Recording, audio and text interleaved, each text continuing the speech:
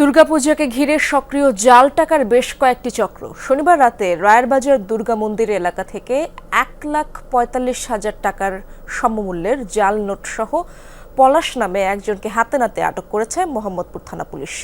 এর আগেও জাল টাকা সহ আটকের রেকর্ড আছে একই ব্যক্তির বিরুদ্ধে। ওয়ালটন এখন দেশের সীমানা পেরিয়ে পৌঁছে গিয়েছে 50টিরও বেশি দেশে। ওয়ালটন, ঘরে ঘরে বিশ্বজুড়ে। সবগুলো 1000 টাকার কড়কড়া নতুন নোট।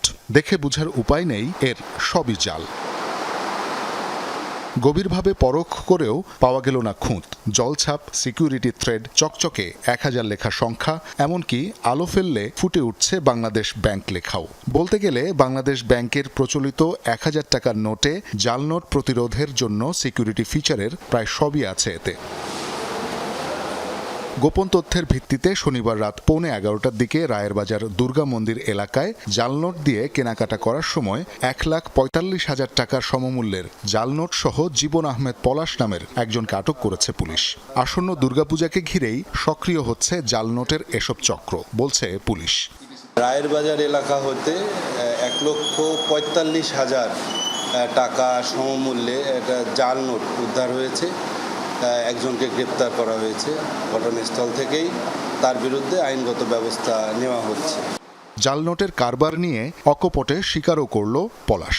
বললেন, বসিলা ব্রিজের অপর পাশ অর্থাৎ কেরানীগঞ্জ থেকে সংগ্রহ করেছিলেন 1.5 লাখ টাকার জাল নোট।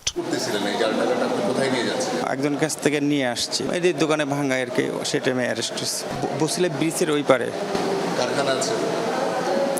জি, কারখানা মানে আমি যার কাছ থেকে নিয়ে এসেছি তার তো অবশ্যই কারখানা আছে। কতদিন ধরে করছেন আপনি? আমি এখন এই 3 মাসের মতো হয়েছে। আগে করতাম, এটা ছেড়ে দিছি। আমি এক প্যাকেট করে নিয়ে আসি। এর আগেও বেশ কবার জাল নোট সহ আটক হয়েছিলেন এই পলাশ।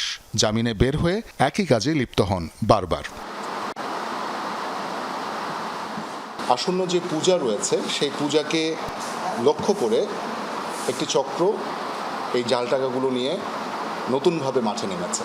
কাজেই যারা পুজোয় আনন্দ আয়োজনে ব্যস্ত হতে যাচ্ছেন তাদেরকে একটু সতর্ক হতে হবে, সাবধান হতে হবে যে হুট করে কোনো জায়গায় আপনি টাকা পাচ্ছেন অথবা খরচ করতে যাচ্ছেন, আপনার হাতে কেউ জাল টাকা ধরিয়ে দিল কিনা।